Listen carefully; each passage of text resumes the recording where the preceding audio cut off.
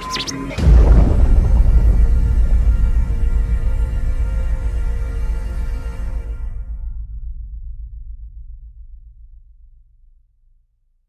everybody, and welcome back to an all-new QuintelDesigns.com HD video tutorial. I am everybody's favorite Ryan Quintel, and we're here today to make some shiny gloss buttons in Adobe Illustrator. So let me show you how to do that. Let's jump in and get started. So in Illustrator, I've just made a new document, and I've made it 12 inches by 12 inches, kind of basic. It doesn't really matter what size your document is. Instead, what matters is where you're going to put it. So we're going to make a couple different types of buttons here, and the first one we're going to do is a rounded rectangle tool. And this is a pretty classic glossy button look. You can drag that out to whatever size you think works well. And I like to use these controls up here to snap my design to the very center. Now, with our rounded rectangle selected, we're going to hold down Alt and drag down. And you can see we're going to make a copy of this. And if we hold Shift, now it's a copy that stays perfectly in line. Position that about halfway, and we'll let go.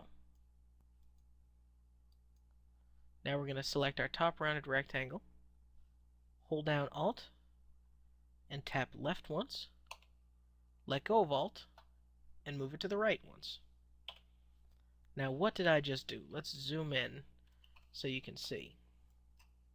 I'll color these differently so you can get a better look. Our bottom one's yellow, our top one's pink, and if I move the pink one, you see there's another one underneath it. So now we're going to take pink and yellow and cut them out of each other with the pathfinder.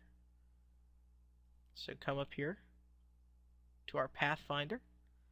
So let's come up and select these two black squares. That's the pathfinder. If this palette isn't open on your screen, you can go to Window and Pathfinder to show it. And in our pathfinder, I'm going to use the divide command, which is the lower left. Then I'm simply going to delete my yellow. So now we have sort of this pink thing happening, and underneath it, we'll color this blue. What this is going to be is the shine on our button and the button itself. So now, select your pink, and we're going to do a Control 3. Once that's hidden, we're going to select our blue, and we're going to give it a gradient overlay. I encourage you to make your own gradient. A lot of the ones that Illustrator starts off with are kind of bland. If you want, you can choose an Illustrator one, black and white one, and then open up your gradient palette, which I have here, and sort of play with it and get it to look like how you want it to. I think we'll do a blue, and it'll kind of come over and it'll be black. Maybe bump it down a little bit. And then we can do a couple things from here. We can take the gradient tool and simply drag it up and down and make sort of the typical gradient. What I like to do, though, for a little extra flavor on these, is I like to turn this in our gradient palette from a linear to radial gradient. And then I take the circle, move it up to the top center, and then I'll drag it out. So I'll drag these and kind of squish it.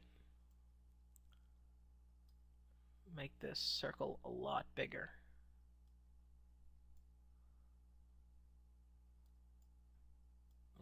Minimize the dark side here. So basically what you can see we're doing is giving it a much smoother type of gradient look. Yeah, that's about good. And for our stroke, black's a little too harsh, so let's select our stroke and we'll make that just a darker blue. Great. And you can see if we zoom in here that this darker blue stroke is slightly darker than our lightest color. And if we go down to the bottom, you'll see that it's lighter than our darkest color. That's key for just a tiny bit of contrast that really lights these things up. Now we're going to show that little shine that we made before with a Control-Alt-3. And that's a little tip in Illustrator.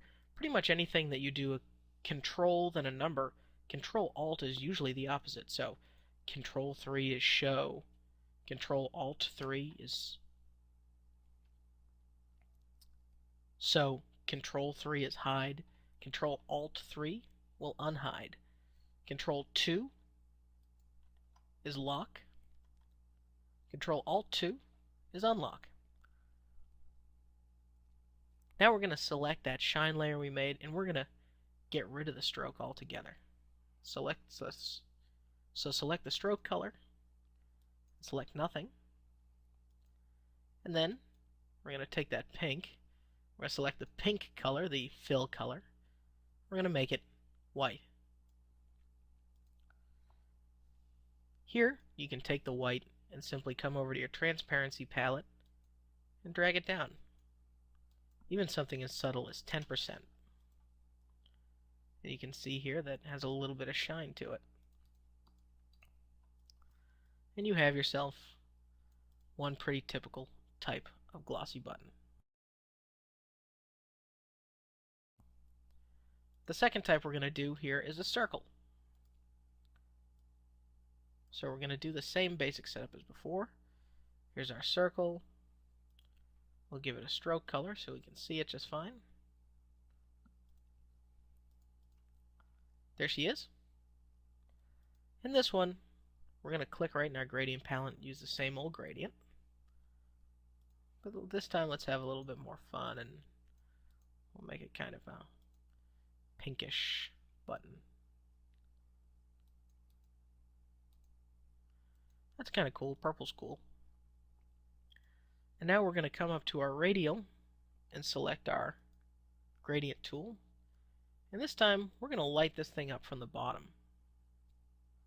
We're going to light it up from the bottom, make it tall, and also make it nice and big. So you can see here the top curve sort of follows the curve of the ball. We're going to lose the stroke altogether on this. And now we're going to select the ball, and we're going to go to Object, Path, Offset Path. And here you can set it on Preview, but the default looks pretty good. Let's do 0.2 inches. Hit OK. It's offset. Go to Object, Transform, and just reflect it horizontally. And you can see we have a nice inset button here. And if you want, you can select the whole thing, Object, Transform, reflect it horizontally again, and now you see the button is popping out at us. So whichever way you want to do it is depending on what looks right to you, whether this is a bubble type of button or it's inset. I sort of personally prefer the outset, but that's really up to you.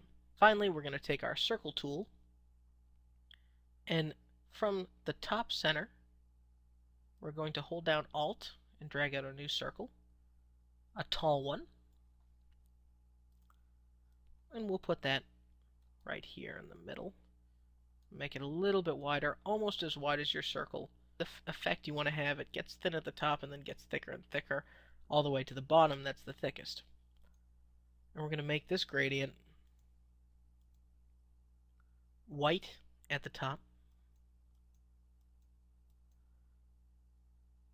and at the bottom we're going to darken it, and we're going to set it to screen mode and turn down the opacity.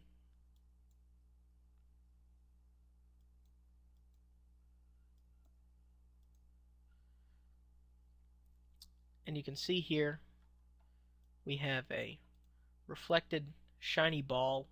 You can play with the size. Might even be too deep here. Maybe something like that looks nice. Our final type of shiny button will be a simple gradient button with some accents. And to show you those accents, we're going to put it on a dark background. That's perfect. Control 2 to lock. Here we're going to do just a rectangle, a white bar, if you will.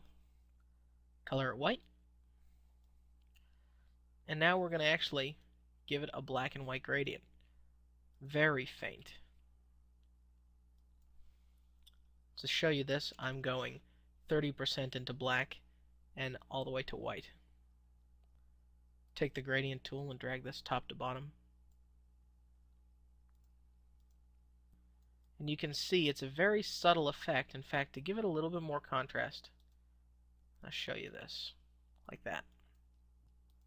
Now this, I actually want to reverse and have our white be at the bottom and our gray at the top. Now we're going to give this bar a little bit of depth. And how we're going to do that is we're going to take it and we're going to make a tiny copy of it up,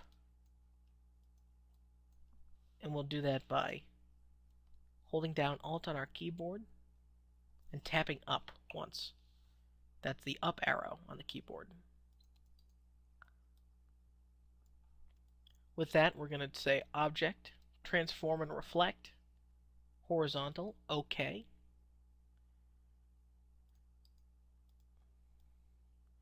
And you can see the little highlight line this is created at the bottom. We're actually going to take the one we put on top, select it, and send it to back. So right-click, Arrange, Send Backward. So we have that highlight right across the top. Finally, I'm going to use the ellipse tool and make a big rounded rectangle, really long. We're going to make a big rounded circle, big rounded oval, really long.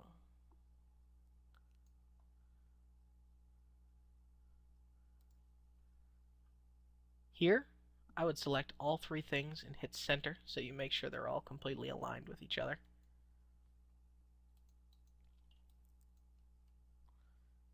And with our oval and our first object selected, we'll divide those up. And we're basically going to trim everything except for that curve line that we made.